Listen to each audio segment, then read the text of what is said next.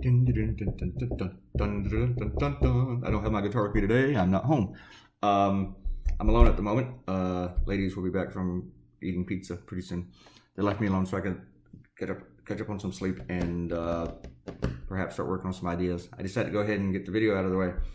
Out of the way, like it's a hassle. It is a hassle, but I like it. This is episode 478. It is May 16, 2019. Let's start off with some shout outs. Usually I like to finish those, but let's start with them because I can still remember them. President Oso and TJ both went on about Pink Floyd because I had mentioned Pink Floyd and they love them. Everybody loves Pink Floyd though, right? If you don't love Pink Floyd, what's wrong with you? Actually, I'm thinking I bet Amanda doesn't. And Robert Cortino said he pointed out that I used the analogy of taking it up the rear. He said maybe a forced oral would have been a better one. Maybe. TJ also talked about a double entendre, which I understood after he pointed it out. Thanks, TJ. I don't want to say you're smarter than me, but maybe you are in some areas. Maybe about the double entendres. Usually I catch those. Usually I'm real good at those. Usually I create those. Nobody else has commented yet. I will say this. I'm going to give Ariel a shout out, even though she hasn't commented yet. But the reason she's going to get a shout out is because she sent me a correction for yesterday's blog, which is very useful because it was kind of a doozy. And I mean, I think I had like now instead of not, or not instead of now, something like that. But still, it looked really stupid, hanging there like a big booger or something, like a matzo ball. So thank you, Ariel, for that. Someone else has been helping me a little bit with the copy editing, which they let me know after it's published, and they totally missed that one. They found two others, but they missed that one. And Ariel missed the two others. What's up with that? Okay. You people working for free for me, you need to get on the ball and do a better job. Seriously, okay? Yeah, Ashley, I appreciate everybody who helps me out. Today, I was going to do something on John Bolton and the rush to war with Iran, and then the Alabama thing. When it first came up yesterday, so big, I was like, I can probably put it off another day. Then as it developed, I was like, no, I don't think I can. And I really, really, really like my John Bolton idea. And then I had decided, okay, I got to push that to the side and do this Alabama thing, even though I didn't really have my idea yet. And then the governor went and signed it. She had a few more days, but she rushed to do it because yippee, yay, get to restrict these rights and be all conservative and wanky. But I got the idea early in the afternoon, but I didn't start drawing it until about 6:30 this morning. I went to bed really late last night and got up. There's a 3-year-old in the house, kind of kept us up for a while, and then I got to work. I slept like maybe 2 hours. Then I might have slept like another hour or two later after I did the cartoon. So I'm trying to manage kind of having a life here and drawing cartoons and drawing good cartoons, and I'm figuring it out. You know, I don't want to say it's hard because everybody has to live a life and do their jobs, but I haven't done it in so long that it's a juggling, and I'm just like a fish out of water a little bit here. So it's a good thing though. I'm figuring it out. Yeah, this whole Alabama thing is just stupid. It's repugnant and it's terrible. And for my niece, who I talk to every now and then, I don't really talk to her just every now and then. I talk to her fairly bit. Just out of the blue, we talk about politics and other stuff. She is a mother and has 3 children, 2 daughters, and they live in Alabama. And I don't want to send wackos after her, so I'm not going to tell you where in Alabama. But she is a wonderful person, and she's very enlightened and smart and terrific. And I sent her a message today to GTFO, Alabama. Did I do that? Yeah, yeah, I had to think. Put that in my blog too.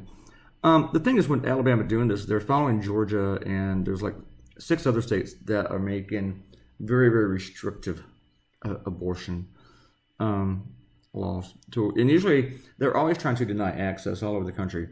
But now they're doing everything they can to force it into the Supreme Court, since Donald Trump has appointed these, what was the term for these guys? Oh yeah, fuck nuts. into the Supreme Court. I mean, they changed the rules for these guys. They knew they weren't getting consensus candidates. They couldn't get 60 votes for them. They changed the rules for them to only require 50. They ran through terrible candidates. I mean, with someone like Brett Kavanaugh, with that many doubts, anyone else would have said, you know what, we got to go with somebody else. We just have to.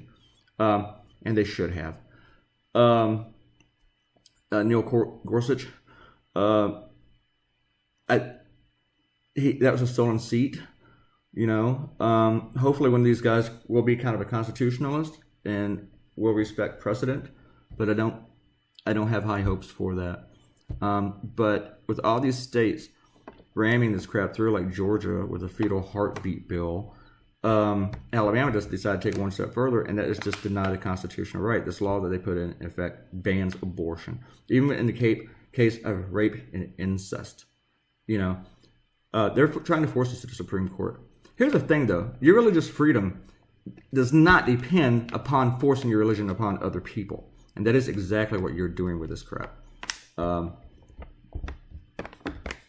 You are giving more rights to rapists, you know, than you are to their victims. You're treating women like property here. And the thing is, this is not about life. This is not about the dignity of life. This is not about so much your religion. It's about control, you know. And that's what you want to throw upon people, is control. And then you sit around and you complain about religious bigots coming after Christians and everything while you're enforcing your beliefs upon other people. This is a constitutional right. The Supreme Court decided it. And now they're going to try and get this latest version of the Supreme Court to take it away. I mean, our Justice Department isn't a real Justice Department anymore. Why should the Supreme Court be like a real Supreme Court? You know, putting zealots on it and advocates. So, anyway, I'm not in a good mood this week about this kind of stuff. My next couple of cartoons may not be that nice. Because I have another idea on this one that I really, really like. I don't know if CNN, if we do a cartoon this week, I haven't heard from them yet today. But it's early by their standards. I have an idea that I'll throw at them. I don't know if they'll take it. And then I'll probably sit down and do 15 more ideas for them. But I'm eventually going to do it for somebody. So, yeah, still got 3 minutes. I think I covered most of this. But I had this idea, and I threw it at Amanda last night. She was like, she got it. But I think she's waiting for me to say something funny. And when I told her I had this great idea, she said, "You're going to tell me what it is?" And I said, "Yeah, but I have to warn you, when I tell people an idea and then I describe it to them, it doesn't work nearly as well. Or sometimes it doesn't work at all. It works better on paper when people see it. When you describe a cartoon, it doesn't always fly, you know? Unless it's a Far Side cartoon. When you describe those, people laugh. Because you know why? Partly because they remember the cartoon. That's how much people love the Far Side. People remember every single one of those stupid cartoons. Even if they forget it, you remind them they remember it. But